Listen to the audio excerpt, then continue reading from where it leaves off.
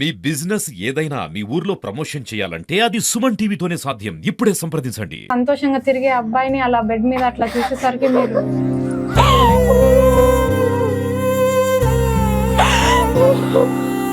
First car మీద పడి 4-5 స్టేర్లు ఎత్తులేసి మళ్ళీ ఎల్లెలకలు బట్టతో మొత్తం అక్కడికక్కడే మాట స్పృహ మొత్తం కోల్పోయి మొత్తం రక్తం అడుగులో బ్రెయిన్ మంచిగా లేదని డాక్టర్ చెప్పేసి మేడం బ్రెయిన్ మొత్తం ఇట్లా చిందరవందరంగా అయ్యి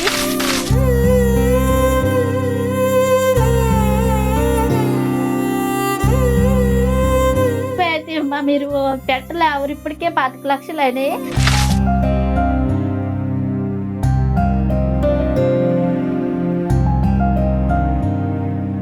ఆ తర్వాత కళ్ళు తెరిచి కళ్ళు తర్వాతకి కొద్ది చేతులు కదలటం కాళ్ళు కదలటం కొద్ది కదిలీయటం అట్లా ఇప్పటి వరకు కూడా కదిలీయటమే కానీ లేవడు.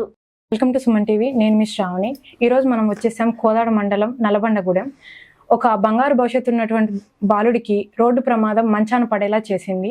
తన తల్లి ఆరోగ్యం బాగాలేకపోయినా సరే తన కొడుకు కోసం, తన కొడుకు నడవాలనే ఆప్యాయత కోసం ఎంతగానో కష్టపడుతోంది.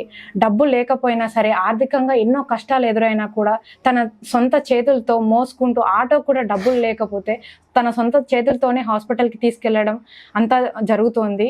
అసలు ఆర్థికంగా రూపాయి కూడా లేని పరిస్థితి మనం చూసుకోవచ్చు.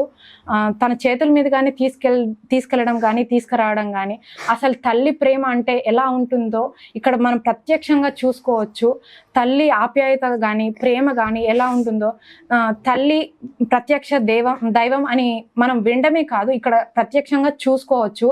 తను ఎంతగానో తన కొడుకు కోసం, తన కొడుకు ఆరోగ్యం బాగుపడాలి అని ఎంతగానో తాపత్రయపడుతుందో మనం వారి మాటల్లోనే అడిగి తెలుసుకుందాం. అసలు ఏం జరిగింది, అంత మంచిగా జరుగుతుంది అనుకున్నప్పుడు, అంత హెల్దీగా ఉన్నాడు అనే అబ్బాయికి ఇలా జరగడానికి కారణం ఏంటి అన్ని వారి మాటల్లోనే అడిగి తెలుసుకుందాం. నమస్తే అండి. నమస్తే. అసలు ఏం జరిగింది, రోడ్డు ప్రమాదం ఎప్పుడైంది, ఎలా అయింది చెప్పండి. బాబు దేవుని దగ్గరికి భోజనానికి వెళ్ళొస్తుండే మేడం. రోడ్డు దాటుతుంటే 4-5 బాబులు కలిసి రోడ్డు దాటుతుంటే బాబు వస్తున్నప్పుడు కారు రాదులే అన్నట్లుగా బాబు వస్తుంటే కారు కొద్దిగా ఒక అడుగైతే వచ్చేవాడు కొస గుద్దుకొని కారు మీద పడి 4-5 స్టేర్లు కార్ స్పీడ్ వెళ్తుంది. Highway road madam. రోడ్డు అవతల నుంచి యువతలకు దాటుతుంటే అది దాటే టైంలో కొస గుద్దుకుంది మేడం. అంటే ఆ అబ్బాయికి ఒక్కడికే ఎవరికి తగలేదు మేడం. గుద్దుకున్నప్పుడు 4-5 స్టేర్లు ఎత్తులేసి ఫస్ట్ కార్ మీద పడి 4-5 స్టేర్లు ఎత్తులేసి మళ్ళీ ఎల్లెలకలు బట్టతో మొత్తం అక్కడికక్కడే మాట స్పృహ మొత్తం కోల్పోయి మొత్తం రక్తం అడుగులో ఉండు మేడం. అక్కడి నుంచి కోదాడ తీసుకెళ్లారు మేడం. గవర్నమెంట్ హాస్పిటల్ కి తీసుకెళ్లారు మేడం. ఏం చెప్పారు అక్కడ అసలు ఏం లేదు అని రెగ్యులేటర్ అది పెట్టి ఆక్సిజన్ పెట్టి ఖమ్మం తీసుకుపోయారు మేడం. ఖమ్మంలో అసలు ఛాన్స్ లేదమ్మా బతకడు, మా నుంచి కాదని చెప్పారు మేడం. ఎక్కడి నుంచి హైదరాబాద్ తీసుకెళ్లారు. హైదరాబాద్ తీసుకెళ్ళినప్పుడు హైదరాబాద్లో 4-5 హాస్పిటల్ తిరిగితే ఎలా జాయిన్ చేసుకోలేదు మేడం. బాబు పరిస్థితి బాగాలేదని ఏ హాస్పిటల్లో జాయిన్ చేసుకోలేదు. లాస్ట్కి ఒక హాస్పిటల్లో జాయిన్ చేసుకున్నారు. వాళ్ళు కానీ ఇంటికి తీసుకోమండి ఇంకా బాబు బతకడని చెప్పారు మేడం. చెప్పేశారా? అవును మేడం. అంతా మీ పైవాడిదయా బతుకుతాడు అనే ఆశ అయితే లేదని చెప్పారు మేడం. అక్కడి నుంచి మళ్ళీ నిమ్స్ తీసుకెళ్ళాం మేడం. అప్పుడు బాబు పరిస్థితి ఎలా ఉంది? మాట్లాడడం మాట లేదు, కదలిక లేదు, మాట్లాడింది లేదు, మాట లేదు మేడం. ఇన్ని సంవత్సరాల నుంచి బాబా అసలు అప్పటి నుంచి ఇంతవరకు మాట్లాడింది లేదు మేడం. అసలు ఇక ఆక్సిజన్ మీద వెంటిలేటర్ మీద అట్లా పెట్టి అన్ని మిషన్లు మొత్తం ఒంటి నిండా ఆ పైపులు అన్ని పెట్టి అట్లా ఎంతగానో సంతోషంగా తిరిగే అబ్బాయిని అలా బెడ్ మీద అట్లా చూసేసరికి మీరు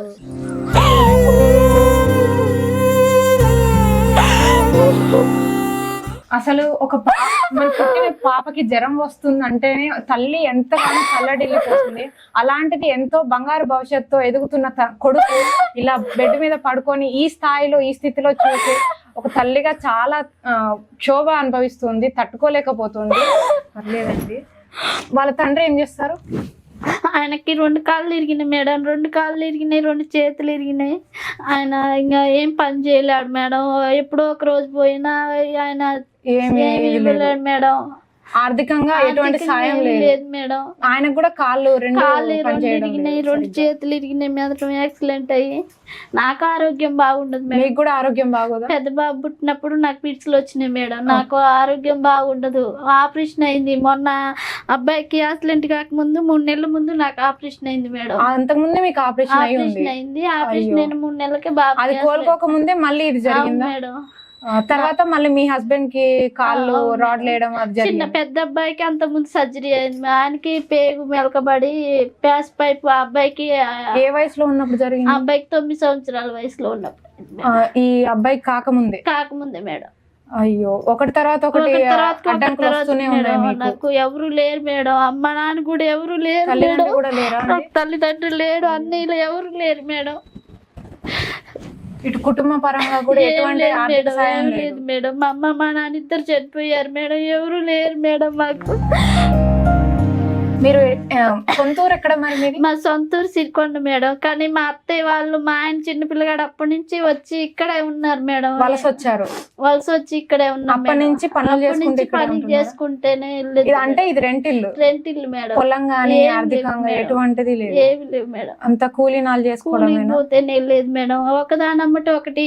బాబుకి ఆపరేషన్, నాకు అప్పుడు అంట్లో బాగాలేదు. తర్వాతకి పెద్ద బాబుకి ఆపరేషన్, తర్వాతకి మా ఆయనకి కాళ్ళు ఇరిగి ఆపరేషన్ అయ్యి 2 రాడ్లు వేసి, చేతులకి రాడ్లు వేసి, మళ్ళీ తర్వాతకి నాకు ఆపరేషన్ అయింది. తర్వాతకి మళ్ళీ బాబుకి ఇట్లా యాక్సిడెంట్ అయింది మేడం. మరి ఒకదాని ఇప్పుడు తర్వాత యాక్సిడెంట్ ఒకటి. అయినప్పుడు డబ్బులు ఆర్థికంగా ఎలా సహాయపడ్డారు? మొత్తం ఎవరైనా అప్పులు సహాయపడ్డారా? తీసుకొచ్చినాం మేడం. అక్కడ ఇక్కడ అక్కడ ఎవరు ఇక్కడ. సాయం చేసింది ఎవరు లేదు. ఏం సాయం చేయలేదు అన్ని మేడం. అప్పులే ఉన్నాయా? అన్ని అప్పులే ఉన్నాయి మేడం. ఇటు అప్పులు తీర్చుకుంటూ ఇటు బాబుని చూసుకుంటున్నారా? అప్పులు ఇంతవరకు ఏం తీరవలేదు మేడం. అప్పులు తీరవటానికి ఇంతవరకే బాబుకి ఇంతవరకే మందులకి వాటికి ఇటుకే కానీ వెళ్ళట్లేదు మేడం బాబుకి. డాక్టర్స్ ఏం చెప్పారండి అసలు? డాక్టర్స్ ఇప్పుడు అప్పుడు మాత్రం ఏం లేదని తర్వాతకి మాత్రం ఫిజియోథెరపీ హాస్పిటల్కి తీసుకుపోమని చెప్పారు మేడం. నిమ్స్ లో లెంత్ వేసిరు మేడం ఆ గాలి పీల్చుకోవడానికి.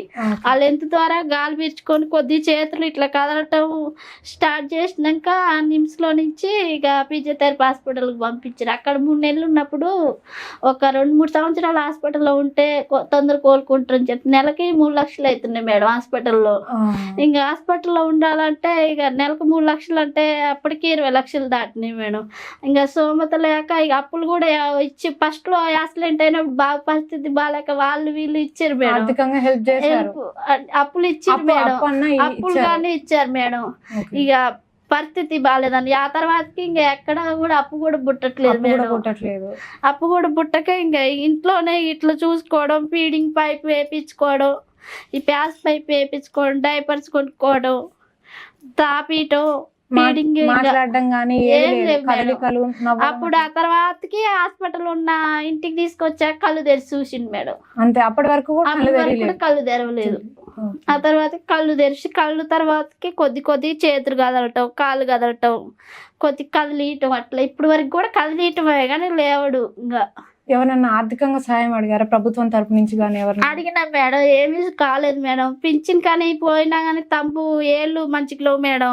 మొత్తం ఇట్లా బ్రెయిన్ మంచిగా లేదని డాక్టర్ చెప్పేసిరు మేడం. బ్రెయిన్ మొత్తం ఇట్లా చిందర వందరంగా అయ్యి నరాలన్నీ ఇట్లా ఎట్టి ఇచ్చుకుపోయినాయి అమ్మ. దానివల్ల బాబు ఫిజియోథెరపీ చేపిస్తే తప్ప మంచి కాలాడు. అది కూడా 20-30 లక్షల అయినా కానీ ఎక్కువే అయితే అమ్మ. మీరు పెట్టలేరు. ఇప్పటికే 25 లక్షలు అయినాయి హాస్పిటల్లోనే. ఇంకా మీకు చాలా అవుతాయి, మీరు తట్టుకోలేరు. ఇంటికి తీసుకుపోయి ఇంటికాడ ట్రీట్మెంట్ చేయించుకోండి, ఇంటికాడ ఫిజియోథెరపీ చేయించుకోండి అని చెప్పారు మేడం.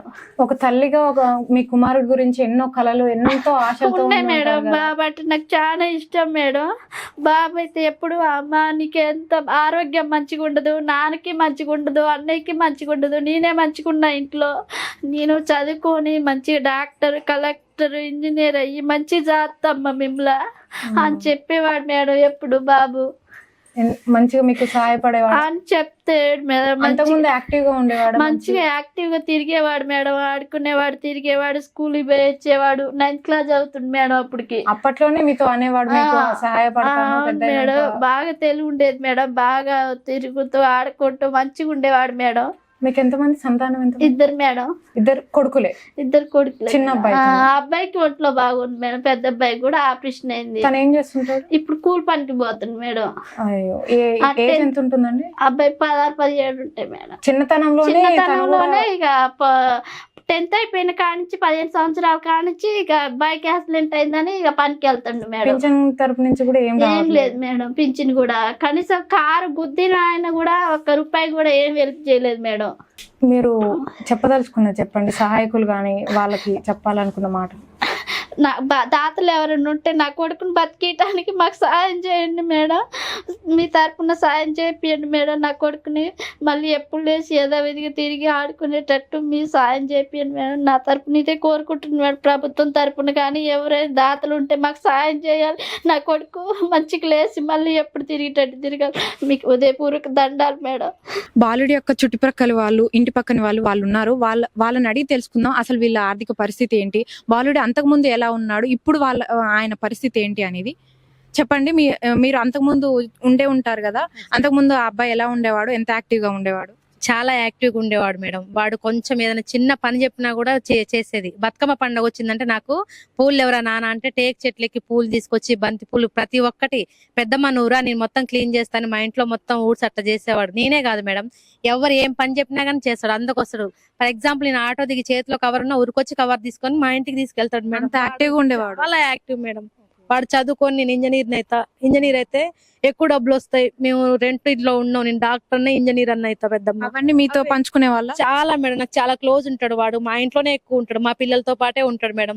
వాళ్ళు లేస్తే మా ఇంటికి వచ్చి ఆడుకుంటాడు మేడం. ఎండాకాలం వీళ్ళందరూ పని పోయినా కూడా మంచినీళ్ళ కుండా ఆడబెడితే పిల్లగాళ్ళందరూ వచ్చి మా ఇంట్లోనే ఉంటారు మేడం. చాలా క్లోజ్ గా ఉంటాడు మేడం. దారాలు నేను టైలరింగ్ చేస్తాను మేడం, దారాలు తీసుకురా ఎవరికి చెప్పినా విన్నారు కానీ వీడు మాత్రం వెళ్తాడు. ఉర్రికి వెళ్ళి మళ్ళీ దారం తీసుకొచ్చి ఇస్తాడు మేడం. పెద్దమ్మ తిన్నవా, ఏం చేస్తాను. అసలు వాడి మాట, మంచితనం, వాడి యాక్టివిటీ అసలు ఎవరికి లేదు మేడం. అసలు ఇంత మంచి అబ్బాయి ఇలా అవ్వడం అనేది అసలు చాలా బాధాకరంగా ఉంది. చాలా అంటే చాలా మేడం, అసలు మేము తట్టుకోలేని పరిస్థితి మేడం. అప్పుడు మా సార్ వెళ్ళి హాస్పిటల్కి వెళ్ళి అక్కడ ఉండి చూపించుకొని వచ్చిండు మేడం.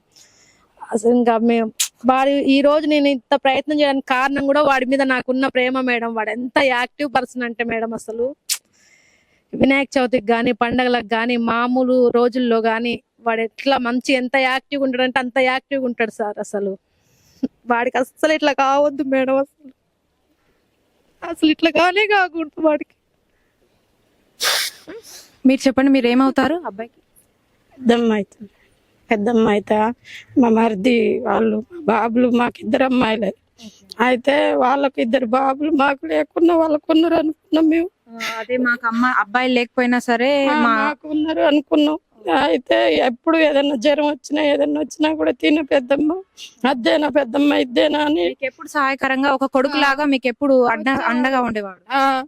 అట్లా అయింది మేడం, అట్లా అయింది. రోజు వస్తుంటాం పోతుంటాం. హైదరాబాద్ లో చాలా రోజులు ఉన్నాం, 2-3 నెలల దాకా అక్కడ ఉన్నాం, వచ్చేసినాం. మీ సొంతూరు కూడా ఇక్కడేనండి? మేము వేరే ఊరు నుంచి వచ్చినాం మేడం. మీరు అన్నలు తమ్ముళ్ళు కలిసి ఇక్కడికి మా అత్త వాళ్ళు అప్పుడు వచ్చిర్రు, మా పెళ్లిళ్ళు కాకముందుకే వచ్చి పిల్లలు అయ్యారు. మేము ఇక్కడే ఉండిపోయినాం కానీ ఏం కొనుక్కోలేకపోయినాం మేడం. ఇల్లు లేదు, 3 ఇళ్ళ కిరాయిలకే మేడం. అందరూ కిరాయి ఇళ్ళల్లో ఉంటున్నారు. ఏదైనా పింఛన్ అప్లై చేయడం కానీ ఏమైనా చేశారు? ఏం లేదు మేడం, ఆయనకు కూడా చెవులు రావు, నాకు హెల్త్ బాగోదు, ఇంటికాడే 2 అమ్మాయిలు పెళ్లి. అబ్బాయికి పింఛన్ అప్లై చేయడం కానీ ఏదన్నా ట్రై చేశారా? చేసినాం కానీ మేడం ఏమి తమ్ము పడట్లే మేడం. పడట్లేదని చెప్పేసి క్యాన్సిల్ చేసేసారా? పోయి వచ్చిర్రు మేడం, ఒకసారి పోయితే తమ్ము పడట్లేదు, అది సహాయం చేయటానికి కూడా ఎవరు పట్టించుకోవట్లే మేడం. మీరు ఎవరు సహాయం తీసుకున్నా ట్రై చేయకపోయారా మళ్ళీ ఇంకోసారి? ఎవరు పట్టించుకోవట్లే మేడం. పోవటానికి తీసుకురావటానికి డబ్బులు లేవు మేడం. కారుకి దేనికన్నా పోవాలన్నా డబ్బులు కావాలి మేడం. ఇప్పుడు డబ్బులు లేవు. ఆ పైపు 10 సార్లు పొద్దున్న సాయంత్రం పెడితే పొద్దున్నే కూడా బీగుతుండు. డాక్టర్ని పిలవాలంటే డాక్టర్ కి 500-1000 రూపాయలు అవుతున్నాయి. పిలిచినప్పుడల్లా 1000 రూపాయలు. పిలిచినప్పుడల్లా 1000 రూపాయలు. ఈ మధ్య 10 సార్లు బీకిండు మేడం. అట్లా బీగుతుండు, దగ్గరుండి కాపాడుకోవాల్సి వస్తుంది మేడం. అబ్బాయికి ఆరోగ్య సమస్యలే, తండ్రికి ఆరోగ్య సమస్యలే, తల్లికి ఆరోగ్య సమస్య. సాయం చేసే వాళ్ళు ఉంటే ఎవరైనా చేయమని కోరుకుంటున్నాం మేడం. మీరే కాపాడాలి, మీరే చూడాలి, వాళ్ళకి ఏమీ లేదు. ఏ తల్లికి రాని కడుపు కోత దేవుడు ఈ తల్లికి ఇచ్చాడని మనం చూడవచ్చు. ఎంతగానో శారీరకంగా కానీ మానసికంగా కానీ ఎంతో క్షోభపడుతుంది. అసలు ఇంట్లో ఒక్కరికి హెల్త్ బాగాలేదంటేనే మనం ఎంతగానో స్ట్రెస్గా ఫీల్ అయ్యి ఎంతో బాధపడుతూ ఉంటాం. అట్లాంటిది ఇంట్లో నలుగురికి కూడా అసలు ఆర్థికంగా ఎటువంటి ఆధారం లేదు, ఇటు నలుగురికి కూడా హెల్త్ బాగున్నట్లేదు అనడం అసలు వింటుంటేనే గుండె తరుక్కుపోయినట్టు అనిపిస్తుంది. ఇందులో మనం కేవలం సాక్షులుగా కాకుండా ప్రతి ఒక్కరం తలా ఒక చెయ్యేసి వాళ్ళకి సహాయం చేయాలని మన ఈ చిన్న సహాయమే ఆ బాలుడి బంగారు భవిష్యత్తుకి బాటగా నిలుస్తుంది. మా సుమన్ టీవీ తరపు నుంచి కూడా ప్రతి ఒక్కరికి మేము వినిపించుకునేది ఏంటంటే, ఇంత పేదరికంలో బతుకుతూ ఇంత క్షోభ అనుభవిస్తున్న ఈ తల్లికి తలా ఒక చెయ్యి సహాయం చేసి మనం వాళ్ళకి ఒక అండగా నిలబడదాం. సంతోషంగా తిరిగే అబ్బాయిని అలా బెడ్ మీద అట్లా చూసేసరికి మీరు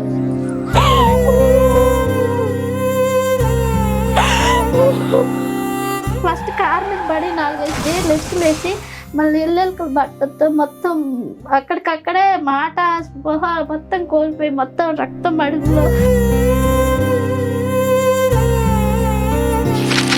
బ్రెయిన్ మంచిగా లేదని డాక్టర్ చెప్పేసి మేడం, బ్రెయిన్ మొత్తం ఇట్లా చిందరవందరంగా అయ్యి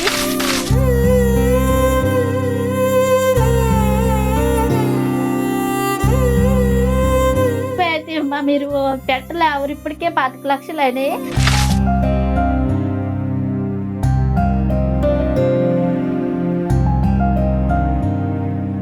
ఆ తర్వాత కళ్ళు తెరిచి కళ్ళు తర్వాతకి కొద్ది చేతులు కదలటం, కాళ్ళు కదలటం, కొద్ది కదిలీయటం, అట్లా ఇప్పటి వరకు కూడా కదిలీయటమే కానీ లేవడు.